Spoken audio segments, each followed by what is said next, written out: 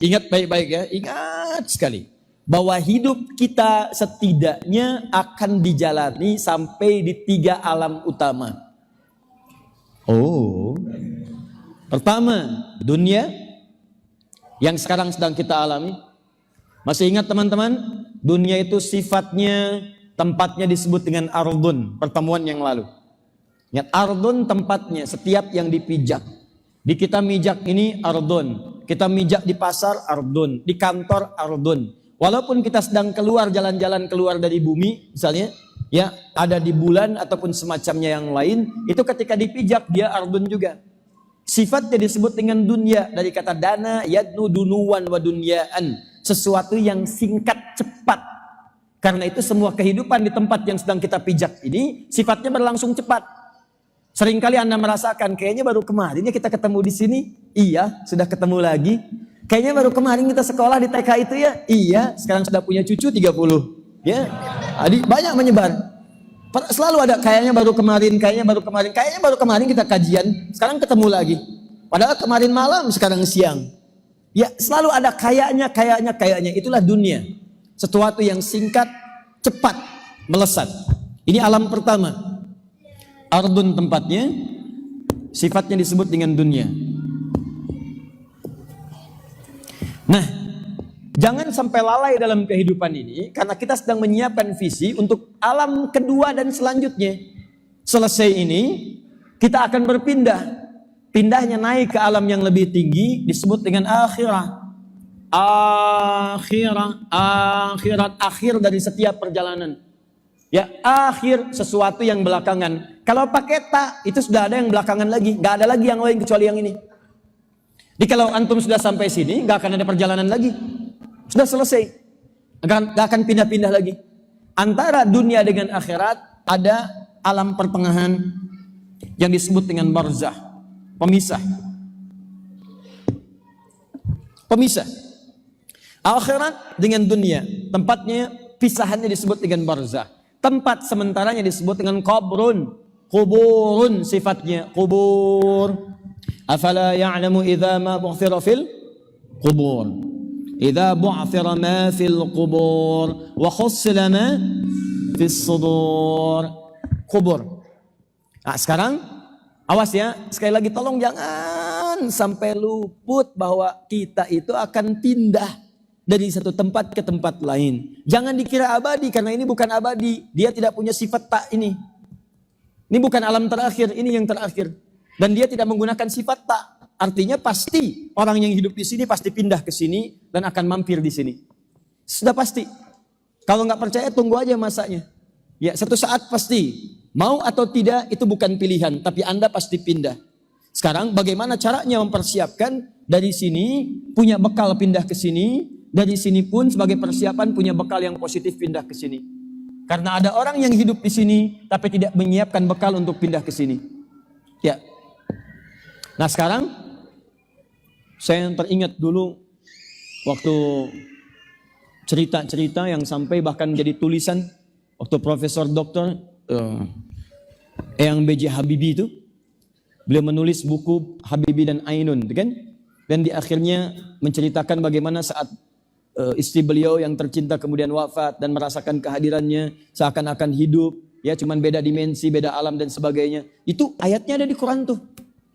Kalau hidup kita dipakai dengan benar, seperti apa yang akan nanti kita bahas, nanti Allah memberikan kenikmatan lebih besar ketika di alam kubur. Terasa kenikmatannya luar biasa, lebih daripada alam dunia. Dan yang dikubur ini, kalau dia bisa lagi naik ke dunia, kalau dia bisa, dia akan memberikan kabar kepada yang hidup. Kalau bisa cepat sini, di sini lebih enak.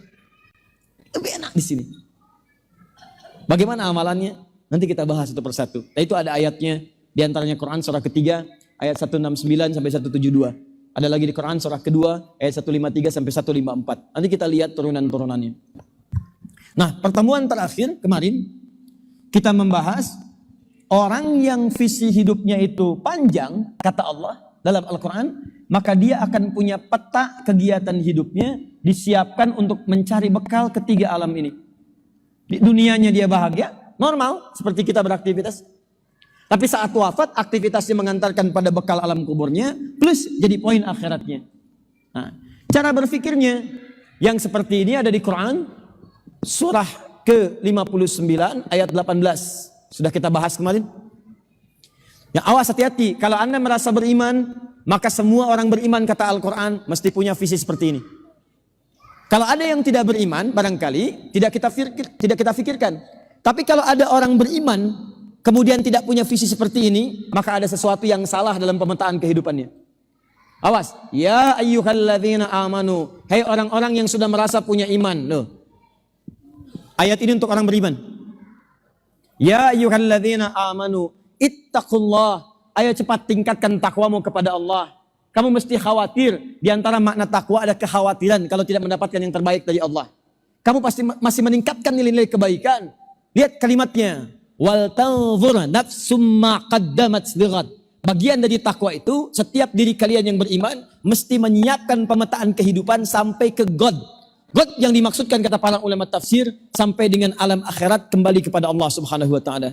Maka bikinlah pola kegiatan saat antum hidup ini sampai kembali kepada Allah. Nah, pertemuan lalu kita telah berhenti di titik bagaimana cara menurunkan kegiatan sampai kembali kepada Allah di ujung akhiratnya. Ya, kita turunkan dari sini. Kalau di akhirat tempat kita di mana insya Allah? Di mana? Surga. Alhamdulillah. Siapa yang mau ke surga? Alhamdulillah. Baik. Selain surga ada apa? Maka Masya Allah. Kenapa jawaban neraka lebih kencang dibandingkan surga? Awas hati-hati tuh. Hati-hati ya. Di antara neraka dengan surga ada yang disebut dengan A'raf namanya. A'raf, tempat yang tinggi terletak antara neraka dengan surga. Untuk menjadi tempat bagi orang yang belum cukup bekalnya ke surga dan tidak cukup juga bekalnya ke neraka. Di antara dua itu. Itu ada di surah ke-7 Al-A'raf dari ayat ke-45 sampai dengan ayat ke-49. Itu kisahnya. Di amalan baiknya solehnya 50%, amal salahnya 50%. Di mau ke surga belum cukup, ke neraka juga nggak layak.